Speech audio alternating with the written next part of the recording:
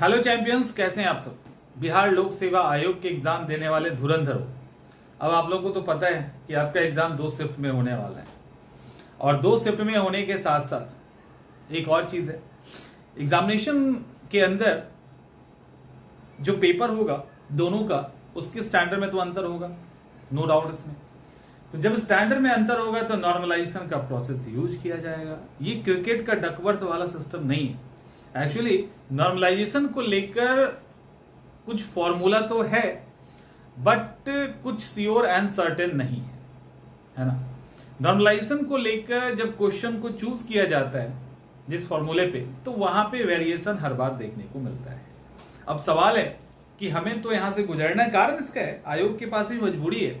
आयोग के साथ मजबूरी ये है कि इस साल उम्मीद किया जा रहा है कि 7 लाख से अधिक ही फॉर्म भरा जाएगा। ये भी एक एजम्पशन है कि 10 तक पहुंच जाएगा। कितने लोग एग्जाम देते हैं ये मैटर नहीं करता। अब एग्जाम भले आधे लोग ना दें, 50% ना दें, बट आयोग को व्यवस्था तो उतने की करनी है। अब एक स्टेट में 10 लाख स्टूडेंट के का एक साथ एग्जाम लेना, साथ में पेपर लीक करने वाला गिरोह पहले से एक्टिव होगा, उससे बचना बचाना, तो कई सारी चीजें जिसके कारण आयोग के सामने तो चुनौती है ही है। बेचारे करे क्या। अब रहा सवाल स्टूडेंट क्या करे, छात्र क्या करे। देखिए, आपको याद होगा 5 का फॉर्मूला तो मैं शुरू दिन से देता आ रहा हूं। जब से मैंने पढ़ाना शुरू किया तब से किसी भी एग्जाम के लिए, खास करके बीपीएससी के लिए, वो कंपलसरी हम बोलते हैं कि 5 क्वेश्चन दान में देखे जाइए। और अगर इस साल अगर क्या, अब 2 एग्जाम तो होना ही होना है, नॉर्मलाइजेशन लगेगा ही लगेगा, तो हर स्थिति में 5 क्वेश्चन आपको दान में लेके चलना है। देखिए, मैंने कुछ समय पहले एक एक्सेप्शन माने एक एक्सपेक्टेड कट ऑफ की बात की थी 105 के आसपास। नॉर्मलाइजेशन अगर लागू हो गया तो 105 आपको हर हाल में सही करना है, ये प्रेशर में आपको रहना पड़ेगा, उपाय नहीं। ठीक है, क्योंकि जब नॉर्मलाइजेशन के लिए तरीका यूज किया जाए, एक तो दिक्कत क्या है, अभी तक का ट्रैक रिकॉर्ड रहा है बीपीएससी का, अदर पीसीस का भी रहा है, तो एक बीपीएससी को ब्लेम करना ज्यादा सही नहीं है। ट्रैक रिकॉर्ड ये रहा है कि इन लोगों से 150 क्वेश्चन कभी सही बना ही नहीं, 150 क्वेश्चंस कभी इन्होंने सही से बनाया ही नहीं। अब दिक्कत क्या है कि इसके अंदर भी इनके बहुत सारे टेंट्रम्स आ गए हैं, सीरीज बदलेगा, 8 सेट होगा, ऑप्शन चेंज होगा, मतलब कई सारी चीजें। अब पता नहीं कितना कर पाएंगे। दूसरा कि 2 सेट बनाना है, एक सेट तो बन नहीं रहा, लेकिन 2 और दूसरा सेट भी बनेगा, उसके अंदर पता नहीं कितने सेट करने वाले हैं। जो भी करने वाले हैं, ये स्टूडेंट के लिए, बीपीएससी के लिए चैलेंज नहीं है, बीपीएससी के लिए कोई चैलेंज नहीं है, ये स्टूडेंट के लिए चैलेंज है इसमें एग्जाम को क्रैक करना। अब स्टूडेंट उनका क्या है, वो बोल देंगे हाँ ये सवाल गलत था, ठीक कर देते हैं, दोबारा आप भेजिए, और सुनते तो है नहीं, जो उनको सही करना है वही करेंगे। तो ये दिक्कत है।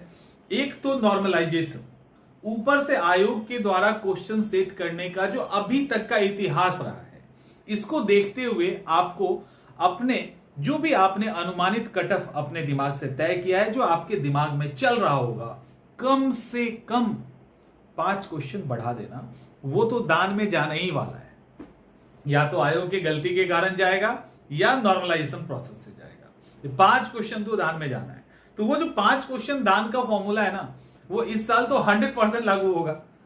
तो अब सवाल है कि आप क्या करो। तो आपको इन सब चीजों को लेकर कुछ नहीं सोचना है, क्योंकि ये आपका काम नहीं है, ये आयोग का काम है। आयोग का काम है एग्जाम लेना। वो 2 शिफ्ट में ले, 8 शिफ्ट में ले, 50 शिफ्ट में ले, जो भी करे, 50 सेट पेपर बना दे, उससे कोई फर्क नहीं पड़ता।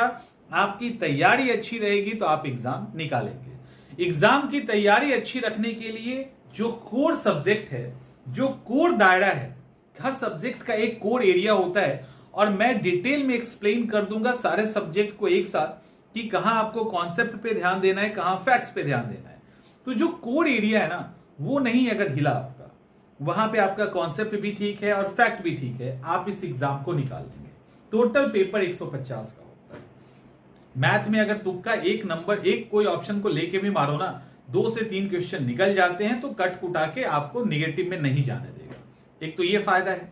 दूसरी तरफ और जो 140 क्वेश्चन पे आप मान लो फाइट करेंगे, हम 10 को छोड़ ही देते हैं, तो उसमें 10 से 15 भी उठपटांग टाइप के सवाल हो जाएंगे ना, तब भी आपके पास क्वेश्चन ठीक करने का मौका मिलेगा, ऐसा नहीं है कि नहीं रहता है। तो इन सब चीजों का ध्यान रखिए और अच्छे से इस एग्जाम को प्रिपेयर कीजिए, ठीक है। तो जो भी अभी आपको मौका मिला है इसमें हर एक सब्जेक्ट किसी को छोड़ना मत, क्योंकि कोई सब्जेक्ट को ये उठा के सीधा ऊपर ले जाएंगे, किसी को धड़ाम से नीचे गिराएंगे, और ऐसा देखने को मिलेगा इस बार। पिछली बार ज्योग्राफी में मिला था ना, हालत खराब कर दिया था ना ज्योग्राफी और इकोनॉमिक्स ने मिलके, तो इस बार भी हालत खराब करेगा। कौन पेपर होगा अभी पता नहीं है, जब पता चलेगा तो हम बताएंगे आपको। तो इस बात का ध्यान रखिएगा, राइट।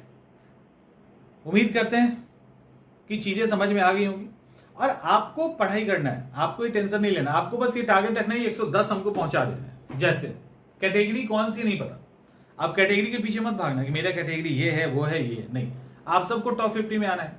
टॉप 50 के लिए फाइट कीजिए, सिंपल सी बात है, प्रीलिम्स रुकेगा ही नहीं। टॉप 50 के लिए फाइट करोगे, प्रीलिम्स नहीं रुकेगा, तो आप उस लेवल पे तैयारी कीजिए। मिलते हैं हम लोग नेक्स्ट सेशन में।